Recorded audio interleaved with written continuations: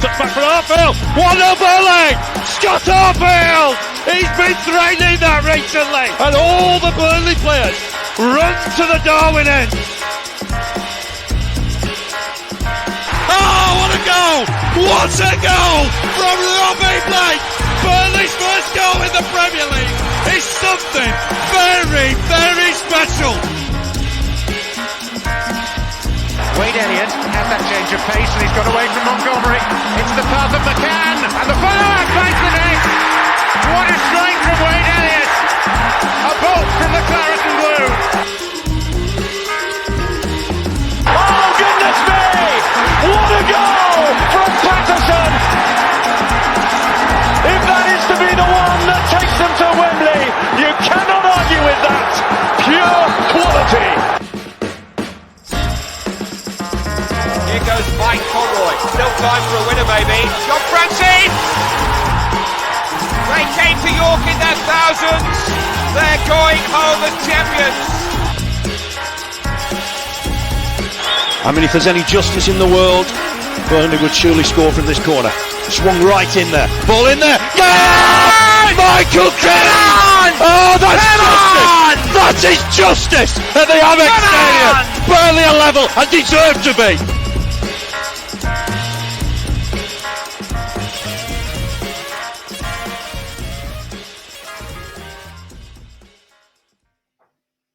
Hello everybody and welcome along to the latest episode of the TurfCast podcast pre-game show with me, Joe Redmond, ahead of a tough game down at the Hawthornes against, admittedly, a West Brom side that started a little bit slower than we usually do. There's the first camera freeze of the show. We all know that there's going to be quite a few as the show goes on. There we go, I'm back. But just before we bring a West Brom fan in, because there is one waiting in the wings, thank God.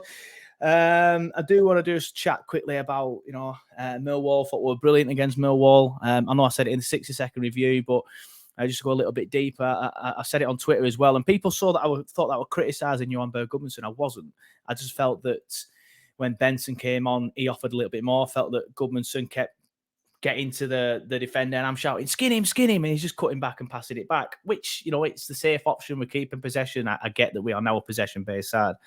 But when Benson came on, it was running at the players, and it took someone on within the first three or 4 minutes, and I'm like, brilliant, get in. And then I think one of the goals we scored were from him taking somebody on as well. So very, very happy with that. But this West Brom game is going to be a different test altogether. Admittedly, like I said earlier, they have stuttered slightly. They are currently where are they in the league? 14th, only won once all season, only lost once as well. So they do seem like they're a tough side to beat, and they did beat Hull 5-2 at home, as we could only manage a draw. So obviously they're going to be a tough side. I seem to remember him doing well against Middlesbrough earlier on in the season. Yeah, there it is, 1-1. Scored a really good team goal there. But we'll get on to West Brom slightly. I just want to quickly reiterate the things that I said last week. I'm still encouraging people to download the FanSlide app. It's just that one there. Just quickly encouraging people to download that FanSlide app. It's the way that we are going to be playing fantasy football on TurfCast this year. Thank you to everybody who's already downloaded it. We had a bit of a mess around with it last week. I can't remember what game it were, but I know I mentioned it last week, but I'll mention it again. The way it works is you play each game individually. So you play fantasy football. It's not like you play it throughout the season like a normal fantasy football. You play each game individually and you choose 3 players. They can only be in your side for 15, 20 minutes. And you keep swapping them based on play, and you get points based on that. We are going to be offering prizes because we can create a TurfCast TV table, which we have done. If you join and you get the code will be in the bio, and it will also be in our Twitter bio as well. So it'll be in the YouTube description if you're watching on YouTube. If you're listening on the podcast, it'll be on our YouTube. There'll also be a link. Make sure you download it via our link. You'll also get a chance to win a prize. It will be stuff like Burnley shirts, Burnley memorabilia, money. So make sure you click our link and make sure you join our table. But Just to tell you more about Fanslide, it is completely free to play, but you can choose pay-to-play options if you wish. This means you must be at least 18 years of age to register and play Fanslide. And if you do choose to pay-to-play on Fanslide, always gamble responsibly and never bet with money you cannot afford to lose. But just for a little bit more housekeeping, the TurfCast TV tables will never, ever, ever, ever be pay-to-play. It'll always be free to play with TurfCast. And you can win prizes, Burnley shirts, money. We'll see. But you get prizes for winning the table. Obviously, not every table, because sometimes, you know, you play every game and sometimes we won't do it. The Burnley versus West Brom game, I think we'll be on it because it's on TV, so it should be on it. So we'll have a play around with it again for the Burnley West Brom game. So please join before then. There will not be a prize on offer for that table, though. We're just going to wait till more people have joined it. We're going to keep getting used to it, playing games and stuff like that, and then we will get prizes involved. But anyway, let's get on to the West Brom game. I've got West Brom fan Connor from West Brom Fan TV waiting. There he is. How you doing, mate? You all right? I'm good. How are you? Yeah, really good. Thank you, mate. So talk to me about your season so far then, because I'm just looking at the league table, doing my research for this game, expecting to see you higher. I had you down as, you know, one of the candidates to be up there at the start of the season. But, you know, we're only 5-6 games in, you know, I wouldn't worry too much, but it's been a bit of a slow start, hasn't it? Yeah, I think we're picking up way too many draws, if I'm being perfectly honest. We've played well in some of the games, what we've played. We played well against Middlesbrough, like you said. We obviously played well against Hull. We beat them 5-2. We played well against Watford, but there's been games like the other day against Wigan where it was just really, really poor. I think the problem with West Brom at the minute is we don't have, I know we've got Carl and Grant, but we don't have a striker who can hold up the ball. So we're creating so many chances, and because we've only really got Carl and Grant, there's a lot of pressure on him. And every time he's missing and stuff like that, the fans are getting on his back. Bearing in mind the guy scored 18 goals last season, I just think he's a bit of a, you know, I think he's a bit of a scapegoat at West Brom, to be honest. I mean, okay, he does miss a lot of chances, but, you know, he still gets you like 20 goals a season, and you can't argue with the stats, can you? So, you know, the stats are there. If he's scoring 20 goals a season, you can't argue with that. But like you said, we can't overreact at the minute. We're only 5-6 games in. There's still loads of games to go. It's a marathon, not a sprint. Yeah, exactly. And the table don't really start taking shape till about 10-15 sort of games anyway. So, like you say, I wouldn't worry too much after 6 games. But having said that, there was some Burnley fans worrying after 3 games. So every fan base is going to do it. How are you actually playing then? Because you said that you're creating chances. Is that a fair assessment? And then you're creating chances, but you're just not finishing them? Or you're just not creating chances? How are you playing at the minute? Well, in the last game against Wigan, I think overall it was just poor. Not really any chances created. We just can't make that final pass to get in the final third. But in other games, it's just been about scoring, to be honest. The amount of chances what we created against Watford and Middlesbrough in the second half against them, the ones we created against Hull, you know, there's been so many opportunities for us to score goals. I don't think, to be fair, our defence is okay. Our midfield, probably the strongest position we have on the pitch. But it's just, like I said, that up front, we're just lacking something where we can score goals. And it is frustrating because, like you said, a lot of people, including myself, predicted West Brom probably to be up there come the end of the season. And it's frustrating because we're just a couple of good players off. We've just signed, we're about to sign Josh Onama from Fulham. Yeah. So he's a creative player who can come in. We signed a guy called Brandon Thomas Asante. He's from the lower leagues. I'm not sure if he's going to feature tomorrow. But we've made signings, but we just need to make more. I think we need another striker, a defender, and Josh Onama to come in, but I'm not sure who the other 2 will be. Yeah, fair enough. Thoughts on Bruce then? Because I always have Bruce down, you know, as an okay manager that gets some unnecessary stick. I thought it was a little bit too much at Newcastle. Did well for them initially. Probably the time was probably right for him to leave, to be honest. But what are your thoughts on Bruce? Because I have seen a few West Brom fans starting to get a bit frustrated with him already. Yeah, I can see why they're frustrated, because if you look at his overall stats since he's come in, hasn't really got that many points on the board or that many wins, what you'd expect West Brom to have. Bearing in mind we're in the Championship, a league what we normally dominate. So I think when our fans see that, they compare it to what we have now, and they obviously get very frustrated. But at the start of the season, when he came in, I always give everyone a chance, no matter who it is. I don't write people off before they've even, tried, sort of thing.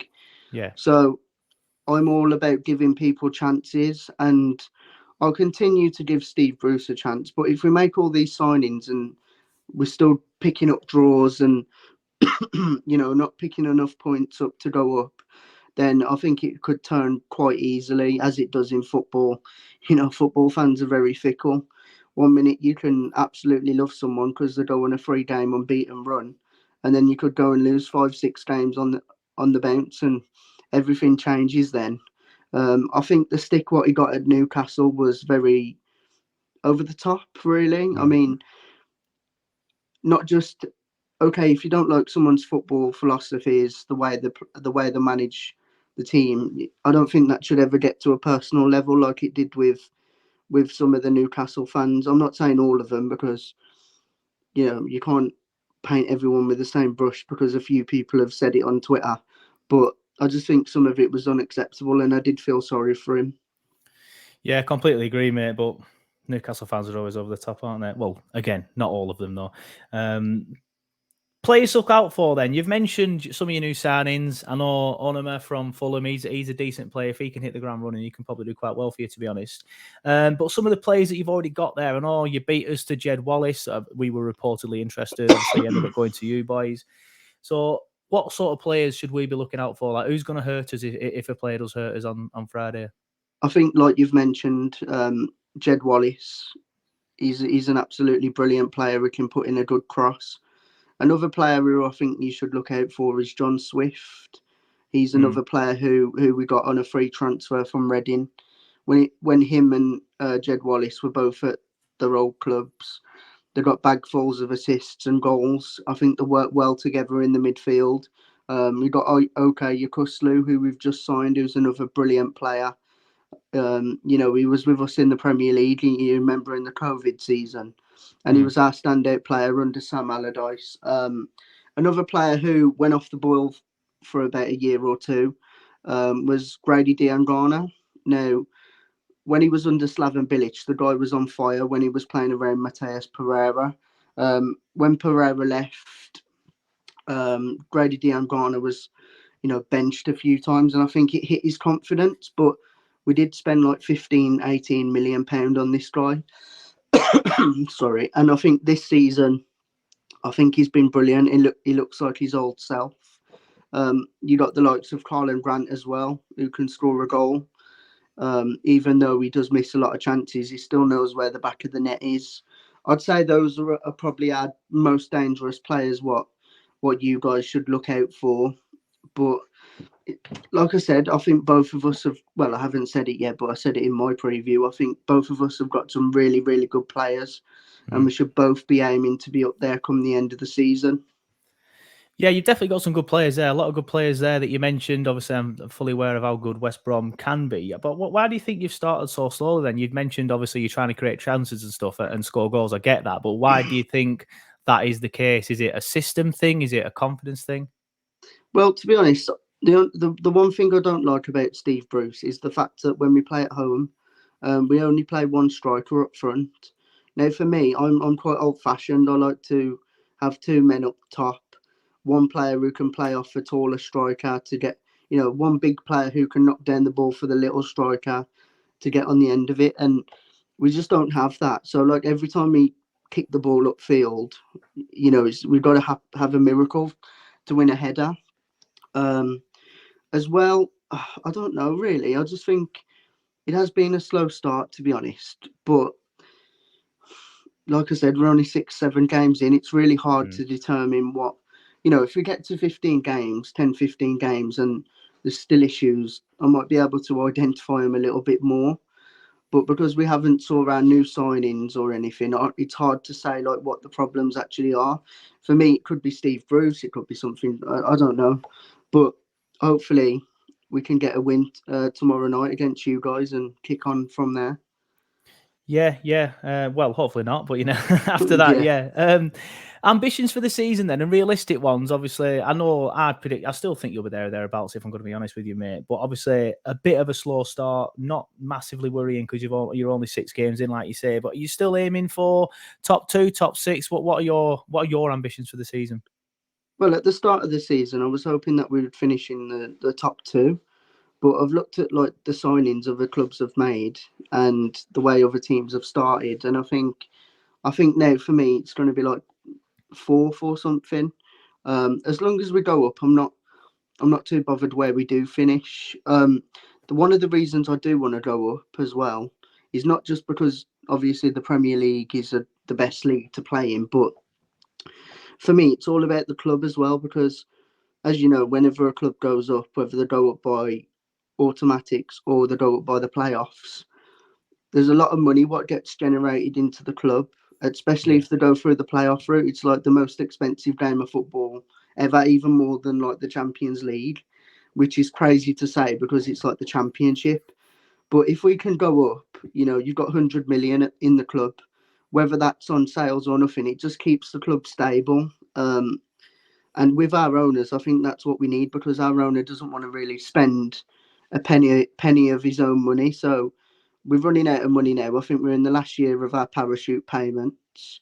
So we desperately need to get up, because I just don't know what the future will hold if we don't, because we've been in here a few seasons now. Parachute payments probably going to stop.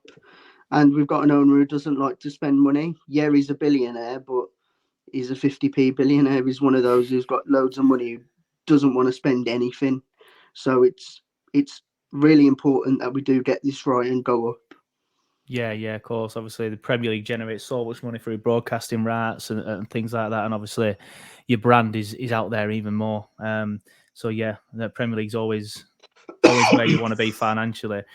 I do like to get opposition fans' thoughts on Burnley, especially after such a crazy summer at Burnley. Obviously, getting rid of Sean Dyche, bringing in Vincent Kompany, completely changing everything about the club. The style of players changed, the ethos has changed, the manager, the entire playing staff, pretty much. So, what are your thoughts on what Burnley have done this summer? Do you think it's going to work? Do you think it's too much of a risk and might end up failing? No, I actually think Burnley will succeed. I think you've got some really good players. I watched the other week the other day really, when you beat Wigan 5-1, and you looked really good. Vincent Kompany, he's just a winner, ain't he? He was at Man City, he won everything with them really. Sean Dyche, when he did get the sack, I was quite surprised, because I thought he was a good manager, but then again, I don't watch Burnley every single week, so I don't know what you guys were experiencing at the time. So it could have been the fact that you'd lost a lot of games and you needed a change. He'd been there for a long time, but I think one thing you can't not give Dyche is that he kept you stable in the Premier League for a few seasons. He did well for you. I just think overall he was a good manager, and I would have actually took him at West Brom. And I think if Steve Bruce does get the sack, which I've predicted for him to get the sack before Christmas, by the way, I know that's a big shout, but I think it could happen. I think Sean Dyche is the man that we should go for. You've made some good signings. I absolutely love Jay Rodriguez when he was at. Yeah, of course, he used to play for you, didn't he? Yeah. So you've had a few players off us in recent years. Vidra, you've got like J Rod, and I think there's a few others. What I can't remember off the top of my head. But J Rod, that season when he was playing with next to Dwight Gale, and ever since we lost those two players, we haven't really been the same up front. And it'll be nice to see him return. I really hope that he doesn't score.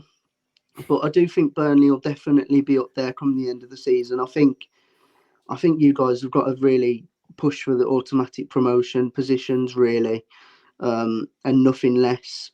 I think if you do get playoffs, it's not a disaster, but I just think you're a little bit better than that. And I think having a manager like Kompany, who's fairly young in management, is going to be really hungry. It's one of his first jobs. He's at Anderlecht. He come in.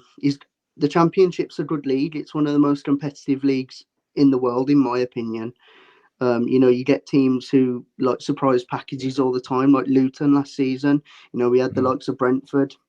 And I think if Vinny Company can, get Burnley promoted and have a few good solid seasons in the Premier League, you never know where we can be. And I know that that's hard to say, but that is what happens when you're a team. Yeah, when you're a team like West Brom and Burnley, if he does really well, you never know. He could be at City again. You don't know how he's going to do, but yeah, I think you'll do really well. To be honest, I don't think you guys will have any worries. Yeah, good to hear. Some good words there. Just going back to Jay, struggled a little bit in the Premier League last season, didn't really get a good run of games, but I'm excited to see him in the Championship. I think it's going to be more his level. He's already started well, he's scored a couple. So I am looking forward to it. I'd completely forgot he used to play for you. Although I do remember now, he scored at Villa Park a couple of seasons ago because they were giving him a bit of grief because he obviously used to play for you, and then he cupped his ears celebrating in front of their fans. So he obviously still holds, I think he had good memories in that and there. So I do think he's still, as fond memories and as high opinion of West Brom. So it'll be interesting to see how he does play tomorrow. Just before we get into predictions and wrap up then, how do you think the game's going to go? So do you think it's going to be like a bit of a tactical battle? Do you think it's going to be open, free-flowing football? Do you think it's going to be a bit cagey? I think it'll be a cagey game. I think it'll be a really tight game as well because, like I said, both teams should be aiming to be up there. We've not had the best of starts, and I think the Hawthornes is a tough place to come for you guys. So I think, obviously, I think the way you guys will set up is try and get us on the counter attack, and I think that we'll try and score as many goals as we can, but I don't think it'll go that way. I think it'll be a tight game where it finishes. I'm going to go West Brom 2, Burnley 1. I think we always do better against the bigger sides, the teams who will be up there. It's the teams what won't necessarily be up there, what we struggle against. Yeah. And I think for you, I do think Jay Roddy's actually going to score. I've got this funny feeling that he's going to score against us tomorrow. But for us, I'm going to go with Jed Wallace, and I'm going to say Colin Grant to get on the score sheet. Yeah, fair enough. I think it's good. I agree. I think it's going to be tight. The onus is going to be on you to. We seem to be better away from home at the minute. Having said that, we were just very impressive against Millwall, but we absolutely dicked Wigan because they had to open up against us. They were at home; they couldn't just sit back. Whereas teams come to the turf and just sit back. So we do tend to be better away from home. But yeah, we're better at home at home as well. So that's why I think it'll be a tight game because we're better at home at the minute. Yeah, I agree. I think it's going to be tight. I'm going to go 1-1 though. I've just been looking then. You've already drawn 5 games, so I don't want to predict another draw for you. But I'd take a draw there. It's a tough place to go, like you say. I don't remember winning there very often. Obviously, the year you got relegated from the Premier League, I think we won there. The year we qualified for Europe, Ashley Barnes went over a kick. That's the only really time I remember winning there. We don't win there very often.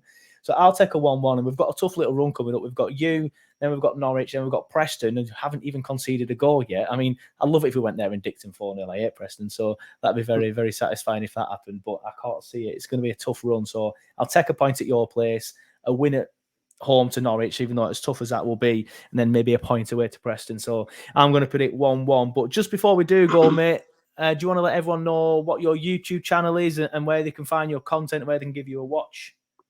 Yeah, just type in West Brom Fan TV on YouTube. I just did a preview with Visa. I don't know if you know him. Yeah, we know Visa. Yeah, Visa. Yeah, I just did a preview with him as well. So basically, on my channel, match day vlogs, previews, reactions, player ratings, everything to do with West Brom, all the latest transfers. I just try and be honest. To be honest, some people don't like what I say because they might not agree with it, but that's football, and I just speak the truth. I don't, chat crap. I just say how I feel at the time. Yeah, fair enough. You can't not respect that, but I appreciate that. If you want to go and check out I'll probably actually will go and watch that. Your preview with Visa. I always say Visa, and he's always like, no, it's Visa. Like, right, sorry. So if you want to go and check out his vlog with Visa, I know I'll be doing it pretty much as soon as this is uploaded. Just head to West Brom Fan TV. But Connor, thank you for coming on. I do appreciate it. I know it was a bit last minute thing and stuff, so I appreciate you coming on, and thank you for saving the pre-game show, because I wasn't going to do one. So everybody, we owe it to Connor. So thank you for coming on, mate. I appreciate it, and good luck for the rest of the season. Yeah, good luck for. Thanks for having me, and good luck for the season. Apart from tomorrow. Yeah.